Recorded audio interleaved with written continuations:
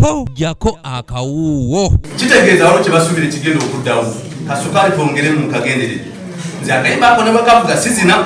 Abatuuze bano okuva mu disitulikiti y'e Nakaseke bino byonna okubituukako babadde mu nsinkano gye babaddemu ne munna NRM Nsereko Charles bw'abadde atalaga emiruka egy'enjawulo mu disitulikiti eno okuli Kisimula, Balatira ko n'emirala. Naye okubeera n'abakulembeze ng'omukulembeze buli kyalaba kibi, buli kyalaba kibi, kegamba buli kintu kyonna olina kivumirira ekintu ekyo kiba kyaki kyamulabe. N'olwensonga eyo basaba nange musigale nga muwagire naye kubanga ne bwe mutagiwagire egenda kusigala ng'ebabalibwako nti mwe mwagironda. Wano bassentebe ab'enjawulo bwe basinzidde ne bavumirira abakulembeze abatuuka mu buyinza ne beerabira ebyo bye basuubiza abalonzi nga bannyonnyodde ne ku bizibu bye balina mu kitundu omuli enguudo embi ezikosa obulamu bw'abantu ko n'abatambuza ebyamaguzi, amazzi amakyafu, amalwaliro omutali ddagala ko n'ebizibu ebirala. Naddala nti ekitundu kino kibadde mabega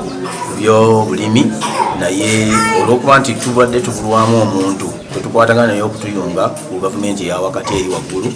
Ekirala n'amazzi geetaagisa mu bitundu kubanga gakyali mu Naikono tulina ebyo tubisaba nga ffe tusuubira nti tugenda kuyita mu mubaka waffe gwe tusuubira w'enyaremu. Wano era basabidde gavumenti okuyita mwanaaba omubaka waabwe anaalondebwa omwaka 2021 okusinga okwongera amaanyi mu byenjigiriza wamu n'ebyobulamu. Tusaba gavumenti tuyambe yongere amaanyi mu malwaliro egateekemu eddagala n'amasomero abasomesa bagenze mu nnimiro bali mu kulima nnyaanya omusaala mutono babongere omusaala basobole okusomesa abaana baffe obulungi. Ekirala n'amazzi geetaagisa mu bitundu kubanga gakyali mu Naikono tulina mu kwogerako eri abantu bano munna NRM Nsereko Charles akubiriza abantu bano okunyiikira okukola nga bayita mu by'obulimi, obulunzi n'ebibiina by'obwegassi. Era nga bwe mundabye nga ngaba amabomba, nja kugaba enkumbi, mbakubiriza balunde embizzi, nja kuzibawa embuzi, nja kuzibawa n'okubeera nga mbawa ensigo ez'omulembe okubeera nti balima ebintu ebigendana n'omulembe. Tulina industrial park Kapeeka. Industrial park ejja kubeera ng'erina engeri gye bakwasizaako okubeera nti balima ebintu ebiri ku mutindo. Sereka era asabye abavubuka okwewala obuteesiba mu byabufuzi bitabazimba n'okwewala okukozesebwanga bannabyabufuzi. Abavubuka nze mbakubiriza nti nga bwe mundabye olwaleero nti mbadde mu bantu awo nga bonna bakkiriza nti NRM weeri.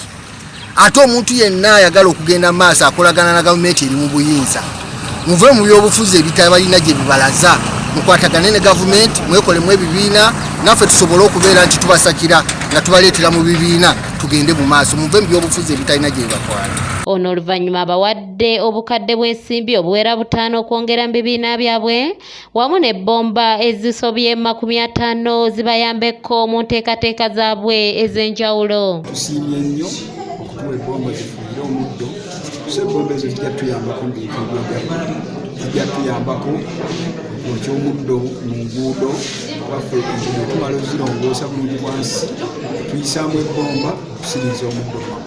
Doreen Namubiru yakusakidde eggulire lino ku lwa ABS Television. Ate abagamba byazeemu, nze ngamba teri byazeemu. Batujje Kajooki byazeemu ani ko batwalidde mukazi we wano abajasipuli nabo wali eyo. Ani ko bakutte musawo ne bamuggyamu ssente ze. Ani ko batwalidde embuzi ze. Ani akamanyisa amabaati agalwana ag'amayumba gano ge gazinje Mityana, ge gazinje Mubende, ge gazinje Kiboga. Ennyumba bajjanga misana ne babambula ne batika ku mmotoka ne batwala.